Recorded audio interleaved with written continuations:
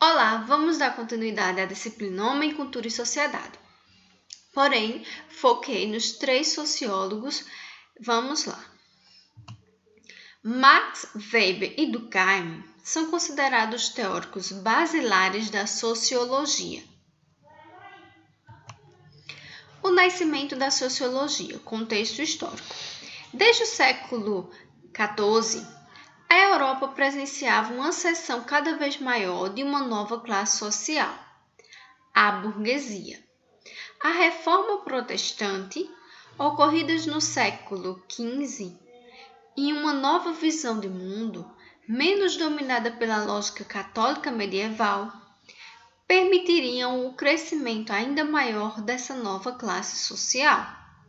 Nos séculos XVI e XVII, presenciaram diversas mudanças sociais, como as revoluções científicas e a Revolução Inglesa.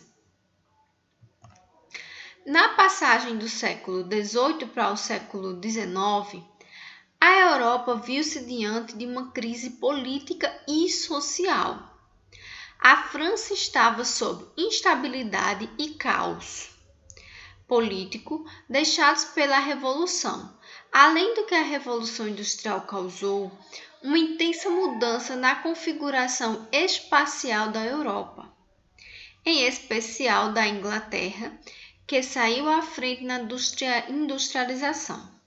Houve um intenso e repentino êxodo rural em cidades agora industrializadas, o que causou caos social por conta da onda de miséria, do alastramento de doenças e da consequente violência crescente nos centros urbanos. O progresso industrial capitalista demandou um notável desenvolvimento da ciência e da técnica. Inúmeras pessoas dedicaram longos anos a estudar a vida em sociedade, procurando descobrir seus segredos e tornar mais claras as relações que existem entre os homens. E com isto, todo esse contexto histórico que eu falei, com as revoluções, com as maneiras diferentes ocorridas, saindo o pessoal da zona rural para as cidades, ocasionando misérias e problemas sociais, que houve a necessidade de existir pensadores da sociologia para dizer como e o que e como acontece na sociedade. Então, os pensadores clássicos da sociologia são o filósofo economista alemão Karl Marx, o sociólogo francês Émile Durkheim e o sociólogo teórico político alemão Max Weber. Com distintas visões sobre o método sociólogo e sobre o curso da sociedade, os autores do chamado tripé da sociologia, Marx, Durkheim e Weber, contribuíram imensamente com o desenvolvimento basilar dessa ciência. Karl Marx. Vamos lá, conhecer ele. Karl Marx, com o materialismo histórico e dialético, é o nome da teoria desenvolvida por Marx e Engels. Marx realizou estudos econômicos publicados na série de livros O Capital, em parceria com Friedrich Engels, bem como escreveu e teve a publicação póstuma de seus manuscritos econômicos políticos, em que estudou a organização política da Europa após a Revolução Industrial. Então, quando a gente vai pensar em Marx, a gente vai ter que lembrar que ele foi um sociólogo que estudou a Europa após a Revolução Industrial e criou o materialismo histórico e dialético, que é uma teoria política, socióloga e econômica. Desenvolvida por Karl Marx e Friedrich Engels, no século XIX, os pensadores haviam entendido que no século XIX vivente, da alta modificação social propiciada pela Revolução Industrial, possuía uma nova configuração baseada na força de produção da burguesia e na exploração da mão de obra da classe trabalhadora por parte da classe burguesa, donos de fábrica. Então, para você lembrar de Marx, você tem que lembrar que ele, nos estudos dele, ele sempre fala dessa revolução e da exploração do homem sobre o homem, a partir do momento que os donos da fábrica exploravam seus trabalhadores. Então, quando você vai lembrar a teoria de Marx, você lembra desse processo, que é o materialismo histórico e dialético. Para os teóricos alemãos, os trabalhadores deveriam tomar consciência de classe. Então, lembra de Marx? Marx fala de consciência de classe e percebe que estão sendo enganados nesse sistema.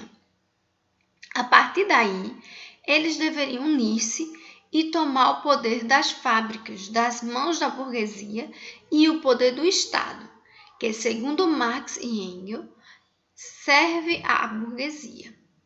A revolução do proletariado, como Marx denominou, seria a primeira fase de um governo que tenderia a chegar ao seu estado perfeito, o comunismo. Uma utopia em que não haveria classes sociais como burguesia e proletariado. No entanto, para isso seria necessário um governo ditador baseado na força proletariada, a ditadura do proletariado. Durante esse tempo, as classes sociais seriam suprimidas pelas estatizações total da propriedade privada. Esse tipo de regime comunista nunca foi colocado em prática, então é um regime utópico. Mas, quando você vai estudar a teoria de Marx, você vai lembrar e associar a ele essa revolução que ele propunha nos seus estudos até chegar ao comunismo utópico. Para Karl Marx, a sociedade tinha herdado do capitalismo a divisão em classes sociais, o que resultou numa profunda desigualdade social. Para ele, existem duas classes sociais, burguesia e proletariado. A burguesia seria a classe detentora dos meios de produção, as fábricas, enquanto o proletariado seria detentor apenas de sua força de trabalho, usurpada pela burguesia via trabalho assalariado. Quando a gente fala que com a Revolução Industrial veio as desigualdades sociais, há necessidade de ter um estudo profundo sobre a teoria de Marx para que a gente possa entender onde surgiu as desigualdades sociais e onde encaixa essa teoria com a profissão de serviço social, pois nós lidamos diretamente com as questões sociais. E para saber o que é as questões, a gente tem que estudar um pouco do histórico, do surgimento das questões e desigualdades sociais. Visto isso, temos que ter a leitura um pouquinho da leitura sobre Karl Marx. Agora vamos para Emile Durkheim. Para Emile, a sociedade é um todo organizado com base em suas funções. Então, ele já é bem diferente da teoria de Marx. O método proposto por ele é o funcionalismo, visa entender as funções de cada indivíduo na sociedade, a fim de compreendê-la como um todo. Então, enquanto Marx fala de revolução, de comunismo, da exploração do homem sobre o homem, da exploração dos burgueses sobre os trabalhadores, Emile Durkheim vai com outro método, que é o método do funcionalismo, para compreender o todo seja a sociedade. Seus estudos incluíam direito e economia. Sua formação acadêmica inicia filosofia, disciplina que leciona em liceus franceses, ciência da natureza, principalmente a biologia, de Spence, pensador que marcou profundamente os seus estudos em relação aos modelos biológicos de aplicação sociológica, e a psicologia, por meio de laboratório de psicologia experimental. E o que é o fato social de Durkheim? Segundo ele, o fato social é toda maneira de agir, fixa ou não, suscetível de exercer sobre o indivíduo uma coerção exterior, ou ainda que é geral na extinção de uma sociedade dada, apresentando uma existência própria, independente das manifestações individuais que possa ter.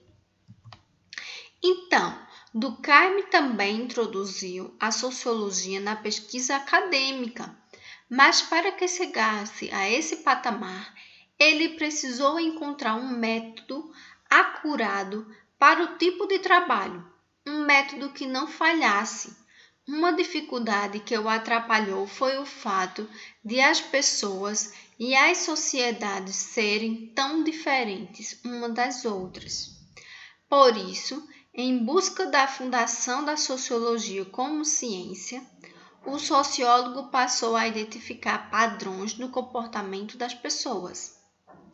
Não demorou para que ele percebesse que havia fatos sociais que compunham uma ciência coletiva geral das sociedades. A fim de que a pesquisa socióloga alcançasse o esperado rigor metodológico, o pensador entendeu que o objetivo de estudo do sociólogo deveria ser justamente o fato social. O sistema sociólogo de Durkheim baseava em 4 princípios. Vamos lá. Primeiro, a sociologia é uma ciência independente das demais ciências sociais e da filosofia. Segundo, a realidade social é formada pelos fenômenos coletivos. Terceiro, a causa de cada fato social deve ser procurada entre os fenômenos sociais que o antecedem. Quarto, todos os fatos sociais são exteriores aos indivíduos, formando uma realidade específica. Então, segundo Durkheim, o homem é um animal que só se humaniza pela socialização, ou seja, o homem ele só deixa de ser um animal quando ele vive em sociedade, segundo Durkheim. Suas principais obras foram A Divisão do Trabalho Social, As Regras do Método Sociológico e O Suicídio. Agora vamos para Max Weber. O sociólogo alemão Max Weber discordou de maneira veemente da teoria sociológica de Durkheim. Para aquele, não existem fatos sociais, mas ações sociais que são individuais. O papel do sociólogo é compreender o funcionamento da sociedade pelo entendimento das ações sociais individuais via método compreensivo. Weber fundou um método de estudo sociólogo baseado no que ele chamou de ação social e produziu estudos profícuos para a compreensão da formação do capitalismo. O livro mais difundido de Weber é A Ética Protestante e o Espírito do Capitalismo, em que ele analisa a proximidade da formação do capitalismo com a disseminação do protestantismo. Weber é um escritor da obra A Ética Protestante e o Espírito do Capitalismo. Pensamento e principais ideias de Marx.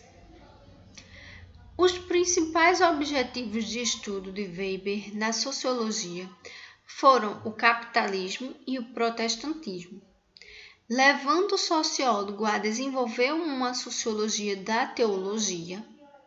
A visão weberiana do capitalismo era diferente da visão marxista, Enquanto Marx via no capitalismo a exploração do proletariado pela burguesia, Weber encaram como fruto de um ideal, o ideal do capitalismo.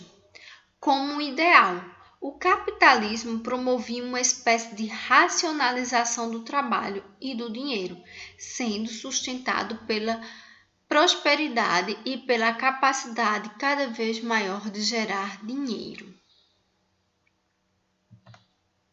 Weber acreditava que o capitalismo originava-se com o ideal, com o espírito, e a partir disso, esse sistema ia sendo construído na prática. Com base nesse ideal, surgiu a noção de administração como ciência, capaz de promover o crescimento do capital. Diferença entre os sociólogos. Então, tudo que eu falei de Marx, de Weber e do Durkheim, eu resumi em uma única frase. O posicionamento dos autores clássicos podem dizer que Durkheim e Weber são conservadores e defensores do capitalismo, enquanto Marx é favorável a uma revolução para derrubar de vez esse sistema. Então, quando você pergunta qual a diferença entre eles e qual a semelhança, a única semelhança que se tem é Durkheim e Weber, que eles são conservadores e defensores do capitalismo. E Marx, ele é totalmente o oposto dos dois.